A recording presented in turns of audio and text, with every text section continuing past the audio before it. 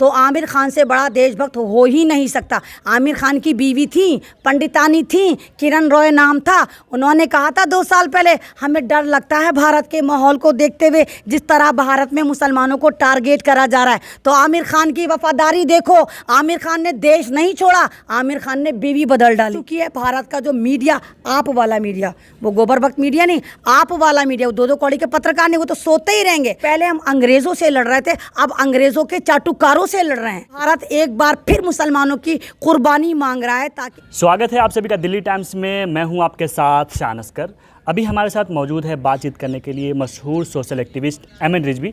आज हम इनसे देश के विभिन्न मुद्दे पर बात करेंगे। मैम, सबसे पहला सवाल यही कि आज पूरे देश भर में सड़क से लेकर संसद तक महंगाई को लेकर हंगामा हुआ। क्या लगता है, आपको भी महंगाई दिख रहा है देश में? अस्सलाम वालेकुम तमाम मुझे सुनने वालों को। और आवाज़ मेरा साथ नहीं दे रही, फिर भी कोशिश करूंगी मुद्दों पे बात करूं। आराम से भी बात कर सकते हैं। आपने जैसे कहा कि संसद से लेकर सड़कों तक हर तरफ हाहाकार मचा हुआ है। भाई हाहाकार तो लगातार मचा हुआ है, लेकिन ये कहिए कि इस वक्त मीडिया कहीं ना कहीं एक्टिव हो गया और दिखा रहा है। और कहीं ना कहीं जो हमारी अपोजिशन है वो शायद मरो और करो पर आ गई। उसको पता है कि हाथी तो चला गया, पूंछ बची, यानी पूरा भारत बर्बाद हो गया, एक पूंछ बची। अगर हम इसको बचा पाए तो हो सकता है हम भारत के 140 करोड़ भारतीयों की ज़िंदगी सेव कर सकें। इसी वजह से कांग्रेस हो, चाहे बंगाल की ममता हो, चाहे महाराष्ट्र के उद्धव ठाकरे हों, चाहे जितनी भी बड़ी बड़ी पार्टियां वो हों, आप केजरीवाल हो, ये तमाम के तमाम एकजुट होकर सड़कों पर उतर गए। और उन्होंने कहा, उनका एक ही नैरेटिव और एक ही नारा, उनको समझ में आ गया कि डर के आगे ही जीते। अगर हम मोदी की ईडी से और सीडी से डर गए तो ये हमें घरों से निकल कर मारेंगे। और ईडी का तो आपको पता है बेजा इस्तेमाल हो रहा है। ईडी में आप पैसा पर्टिकुलर पेटी भर कर भेज देते हैं, किसी भी नेता के घर रख देते हैं और कहते थे देखो ईडी ने इतना वसूला जितना वसूला। आप यकीन करिए, अगर ईडी सही से कार्रवाई करे, आप बिल्कुल यकीन मतलब मुतमईन हो जाए, हमें अगर कार्रवाई सही तरीके से हमने बीजेपी पे करनी शुरू कर दी ना, तो भारत का जो काला धन, सफ़ेद धन, नीला धन, भगवा धन है ना, सारा का सारा हमारे पे पहाड़ बन जाएंगे। आपको बीजेपी के छुट भैया नेता, गली गली के चवन्नी चोर नेता के पास करोड़ों करोड़ों मिलेगा। इस वक्त ये लूट खसोट पार्टी, बलात्कार पार्टी जो है वो बन चुकी है। लेकिन उनका आरोप है कि कहीं नहीं कांग्रेस चाहे विपक्ष की जो भी नेता है वो ईडी से डर रही है। महंगाई देश में है ही नहीं। उनका कहना है कि सब्जी जो फल है वो 15-20 रुपये मिल रही है, महंगाई कहीं नजरे नहीं आ रहा है। नहीं तो मतलब पहले तो मैं आपके सवाल का जवाब दूं कि ईडी से डरे, जाहिर सी बात है भाई, ईडी से जब आप डराओगे तो डरेगी। ईडी एक ऐसी संस्था होती थी, पहले आप देखिए, पहले सीबीआई के छापे लगते थे।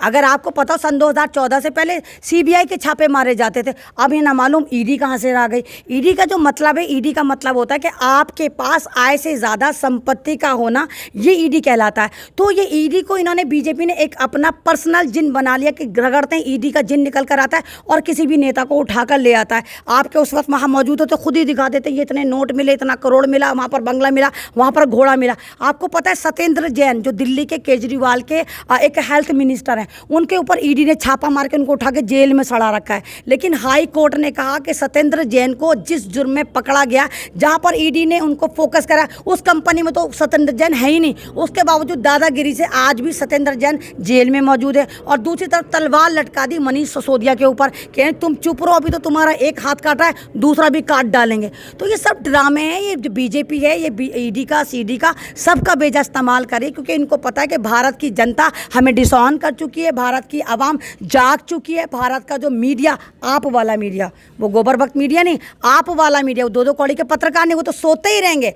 तो आप जैसे मीडिया वाले जाग चुके हैं, आपको जेलों से जाने से डर नहीं लगता है। उसकी मिसाल मोहम्मद जुबैर हैं, जो बेगुनाह होने के बावजूद 25 दिन जेल में रह कर आए। तो ये आपकी निडरता और शायद हम लोगों की ऐसी आवाज़, जो हम भी नहीं डर रहे हैं, हमारे पे भी कितने नामालूम केस हैं, इधर केस उधर, हम भी नहीं डर। हमें पता है कि भारत इस बार फिर कुर्बानियाँ मांग रहा है। और इस बार हमारी बदनसीबी ये है कि पहले हम अंग्रेज़ों से लड़ रहे थे, अब अंग्रेज़ों के चाटुकारों से लड़ रहे हैं। तो क्या लगता है कि मुसलमानों को भी इसमें टारगेट किया जा रहा है? भाई मुसलमानों को ही टारगेट करा जा रहा है, मुसलमानों को भी नहीं, मुसलमानों को ही टारगेट करा जा रहा है। और सलाम है इस कौम को कि ये कौम डरने को तैयार नहीं है। सलाम है इस कौम को, ये आज भी सदाकत पर चल रही है। सलाम है इस कौम पर, ये आज भी वफादारी साबित कर रही है। तो इस कौम का तो खैर मुकाबला ही नहीं हो सकता। आप देखिए, अभी भी 3 मॉब लिंचिंग हुई है मुसलमानों की। अगर आपको पता हो, रिसेंटली कल 3 मॉब लिंचिंग हुई है बिहार में। फर्जी गाय के नाम पर के गाय काटने के शक पे एक मुसलमान युवक को पीट पीट कर मार डाला। आप देखिए, मध्य प्रदेश में 3 मुसलमानों को पीट पीट कर मार डाला सिर्फ शक पर। तो मुसलमान डरने को तैयार नहीं है। मुसलमान को पता है कि वो एक ही खुदा वाला है, सुप्रीम खुदा से डरता है, शायद उसको भी पता चल गया है कि भारत एक बार फिर मुसलमानों की कुर्बानी मांग रहा है ताकि भारत इन चड्डीधारियों से आज़ाद हो जाए। अच्छा, अभी आपने वफादारी का जिक्र किया। अभी देश में आज़ादी का अमृत महोत्सव मनाया जा रहा है, उसमें नेता से लेके जो कार्यकर्ता है सब अपने डीपी पे तिरंगा लगा रहे हैं, तो क्या आप भी देशभक्ति साबित करने के लिए तिरंगा लगाएंगे?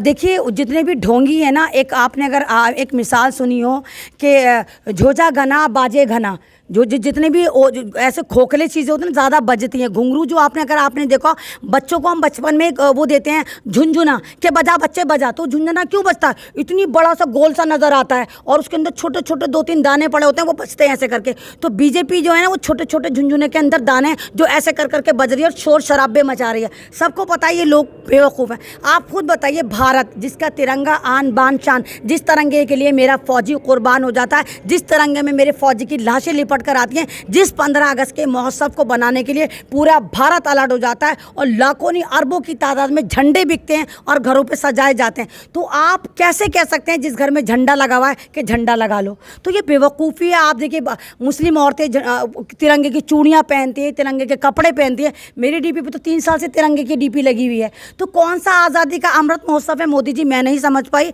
ये महोत्सव जो है, शायद आप जो है ये महोत्सव ना बना के आप ये ड्रामा कर रहे हैं। अपने तमाम गुनाहों को छुपाने के लिए एक बार फिर आप तिरंगे का इस्तेमाल कर रहे हैं कि आपके पाप तिरंगे के मुकद्दस रिश्ते में दब जाए, लेकिन ऐसा नहीं होगा। ये ड्रामा, ये स्कैम है। ये देखिए कि पहले चिट फंड घोटाला चला करता था 1 रुपये का। इन्होंने सोचा हम 1 रुपये का घोटाला क्यों करें? वो है कि सोने की मुर्गी अगर होती है, 1 अंडा रोज़ ना दे, हम पूरा पेट फाड़ कर उसको एक साथ खा जाएं तो सारे अंडे आ जाएंगे।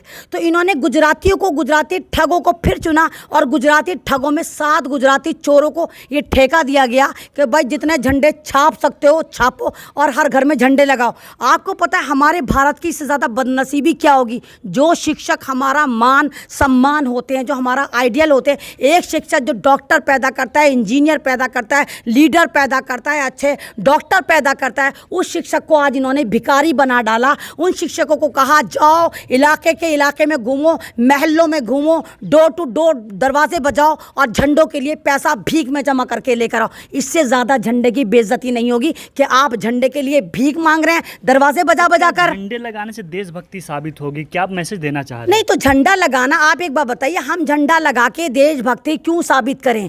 यानी कि जितने घरों में झंडे नहीं होंगे, क्या आप उनको भारत से बाहर कर देंगे? आप ये देखिए, मोदी जी जो है एक वस्त्र जीवी हैं। इनको सिर्फ वस्त्र बदलते हैं और जीवी बन जाते हैं। और वही है कि मुझे भी ऐसा ही लगता है कि कहीं सन 2024 में मोदी जी ये तो नहीं कहेंगे कि भाई मुझे पता चला है कि मेरा ख़ानदान जो है वो मुसलमानों से जाकर मिलता था, ये मुल्ला मोदी जी बन जाए, टोपी सजा लें, जाने मास पर बैठ के फतवा नवीसी शुरू कर दें। और ये ऐसा एक बार और कर चुके, जहाँ पर ये अल्लाह और अल्लाह पाक के रसूल पाक के 99 नाम जाकर पढ़कर आए थे और उन मुसलमानों से इन्होंने खूब चंदाखोरी करी थी। या भी सऊदी गए थे, वहाँ भी जाकर इन्होंने कहा था कि मुझे ऐसा लगता है कि मेरे खून में यहाँ का खून शामिल है। तो ये कहीं ना कहीं ये ऐसे पलटी मार गुलाटी मार हैं कि ये वोट की खसोट के लिए कुछ भी कर सकते हैं। ये ऐसे सांप और कोबरे हैं कि ये कांचली किसी भी हद तक उतार सकते हैं।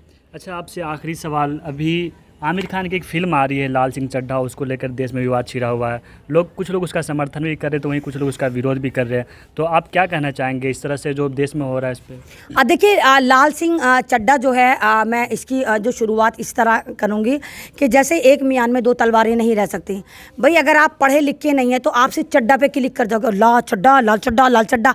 और लाल चड्ढा की जो लड़ाई है, ये भगवा चड्ढे की लड़ाई लाल चड्ढा से, क्योंकि भगवा चड्ढे वाले डर गए। इनको ये नहीं लगा, इनको ये नहीं पता फिल्मों में क्या है, क्योंकि ये फिल्म देखते भी नहीं। इनको तो एक नैरेटिव मिलता है, जाओ ट्वीट करो, बाइकॉट लाल चड्ढा, बाइकॉट आमिर खान, बाइकॉट शाहरुख खान।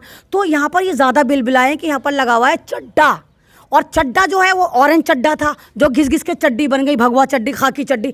तो भगवा चड्डी वाले नहीं चाहते कि लाल चड्ढा जो है वो उनका मुकाबला करे। और अफसोस की बात, लाल चड्ढा को प्रमोट भी कौन कर रहा है? आमिर खान। आमिर खान से इनको वैसे भी लेबर पेन आते हैं। तो आमिर खान तो एक ऐसा जेन्युइन आदमी है। देखो, आमिर खान की देशभक्ति अगर तुम्हें सुननी हो, समझनी हो, तो आमिर खान से बड़ा देशभक्त हो ही नहीं सकता। आमिर खान की बीवी थी, पंडितानी थी, किरण रॉय नाम था।